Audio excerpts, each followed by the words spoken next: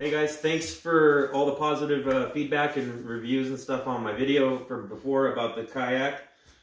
It's still the Lifetime Tamarack Angler Pro. Still that cheap $390 kayak that you can buy at Walmart and Fred Meyer and all that stuff. I still maintain that it's one of the best kayaks you can buy, especially for the cost that it is. It's an amazing kayak to buy, especially if you don't have a whole bunch of money like me. So I did a bunch of upgrades over the winter. It's almost fishing season, so I just wanted to show a few of the things that I did. I'm still working on getting all the PVC tubing and stuff so I can do my outriggers, which will make it to where I can stand and fish a little easier. As I said before, you can stand in these. It's a little bit off balance, not the greatest for standing and fishing, but it can be done. With the outriggers, it'll be like standing on a 30-foot boat. So let's talk about some of the things that I did do. The first thing I did, really cheap, like 10 bucks, especially if you're a fly fisherman like me, get one of these. It's just a little stickable fly holder or lure holder.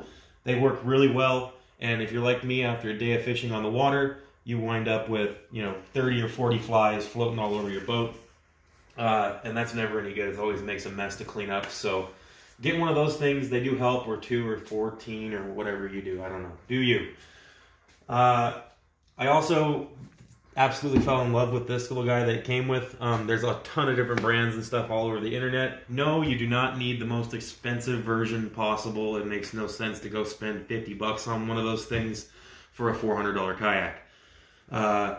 I do think that the Lifetime versions of these, like these ones here, they work great, and they're like 20 bucks. So I'm gonna go buy a couple more of those actually, just to have around, because I like stuff, and I like fishing poles, and I carry a couple with me wherever I go fishing. So I also actually upgraded the stupid wrench that I used for anchor. It did work, but it wasn't the greatest. I actually got an anchor. I don't really think that I need a trolley system for it. I haven't really needed one yet. I'm sure if you're in heavily moving water, then a trolley system would be more advantageous for you. Not really for me, especially where I fish. Slow moving streams and lakes and things like that, I don't really need it. I just need the anchor itself. If you do decide to get a trolley system, make sure, come on over this side because that's got the paddle. If you do decide to do a trolley system, make sure that wherever you drill your holes in the side of the kayak to mount the trolley system, make sure that you put some kind of a sealant around the holes before you tighten down the bolts. It'll just make sure there's no water getting into your dry storage underneath. And I know when you buy these kayaks, a good thing to do would be to take out the screws or back them off a little bit, like all the screws, and just put a little dab of sealant in and then tighten them back up. It'll make it to where you don't get any water inside your kayak, and that's a great thing. Talking about a couple of the other things that I did, the fish finder. It was really easy, and if you have scupper holes, like these ones do, the Lifetime Tamarack has the scupper holes in it, and it's got these handy ones underneath your butt. These are the only two that, ironically, that I always leave without plugs. That way, if I do ever get water into my kayak, the lowest point of the kayak is underneath the seat, and that way the water drains out. So what I did for the fish finder, if you look in here, you can see that the fish finder is sitting right there. And if you look underneath, it's actually sitting level with the boat, so it doesn't like hang down forever, and it doesn't, get stuck on stuff when you're not using it. And once I get out on the water, I just unhook this clip here. I just unhook this clip, and I have one hooked up still, and it just lets it down about 3.5 feet, and it hangs right there under the water, and it works great. I store all my extra wire in here, and if I'm at a big deep lake or something like that where I need to drop it down another foot or two, I can always pull out a little more wire, a little more line, and let it down farther. But like I said, for where I fish, I don't really need any more than that. But so there's no drilling of holes required really to put this in. I just bought a cheap fish finder on Amazon. You could buy a super expensive fish finder, but once again, for a $400 kayak, if you're trying to do a budget style fishing setup, you don't really need to spend that much money. This one was, I think, $45, and I just keep it in my storage bin there, and this is all it is. And I don't really use it to find fish anyway. All I'm looking for is to find depth and where the ridges under the water are.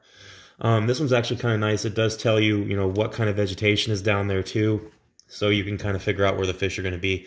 If you know where the water level change or the depth of the water changes, then you're going to find fish on ridges. That's just the way it works. So as long as you find one that does a good job telling you depth, that's all you need. And when I bought the fish finder, it came with this nice little rubber plug. And all I did was drill one little tiny, I think it was like a 1/4-inch hole. And I just glued the plug in there.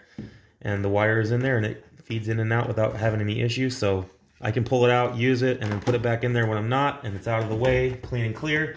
And like I said, since you're a fly fisherman, if you're a fly fisherman like me, this area always ends up full of fishing line. Because you're always, when you're presenting your fly, you're always pulling that extra line right here. And I just kind of spool it right here and then let it come back out. So I always like to keep this area clear. The other thing that was a really big deal is the paddle. This is the one that comes with the any Lifetime kayak. They all come with these same stupid little paddles. And I said they were garbage and I didn't show you guys exactly how much garbage they are. Obviously something with high flexibility for a paddle is a bad idea. Look, I just shook it, you can see it bouncing, but I mean, if I just push a little bit, I'm using one hand and I'm not straining. I mean, it flexes like crazy. So it's kind of a weak paddle, and I recommended throwing it away, and you would be good to throw it away. And I'm going to show you side by side the difference. I went and spent, I think it was 70 bucks on these, and these are Carlisle Day Trippers. And it comes with a big paddle and a little one-hand paddle. Now, this one I use to take, you know, to get myself out to my fishing spots. And once I get out to a fishing spot, the big paddles, they just kind of get in the way, especially if you're trying to fish. So usually once I get out, I put it away on the side of the kayak on the beat. And then I grab this guy and keep this around just for adjusting myself. It's a lot easier to use. It stays out of the way easier, and you can kind of throw it aside when you get a fish, and it makes it a lot easier to handle. These kayak paddles aren't even expensive, but like I said, let's look at the difference. This is the Lifetime one. Look at that flex. Absolute trash. This is a $50 kayak paddle, not even that expensive. But if you can see, I'm like, I'm trying to make that thing flex, and it just doesn't want to. And that's a good paddle. That's what you want. If it doesn't flex, it's going to give you a lot more control, a lot more stability, and a little more power when you're paddling. So you'll spend less time wearing yourself out trying to get out to your fishing spots and more time fishing. And like I said, I am going to do an outrigger system for it, and they'll come up off these built-in fishing pole holders. I'm not going to use them for that. So I'm going to make PVC tubing that goes into these and comes out and over with a crossbar. So once I get that built, I'll show you guys how I did it and all that and the parts involved. That's about it. But I did want to show you guys how I ran the fish finder, because there's been a few questions about that and the paddles. And I'll do a video here soon about how I mount this kayak into a Toyota Corolla, because it can be done and it can be done safely, and I'll show you guys how to do that in the next video. Thanks for all the feedback, and if you like the video, give it a like. It helps out a lot. I'm not monetized or anything like that. I just like to know that people like my videos. So thanks for the time.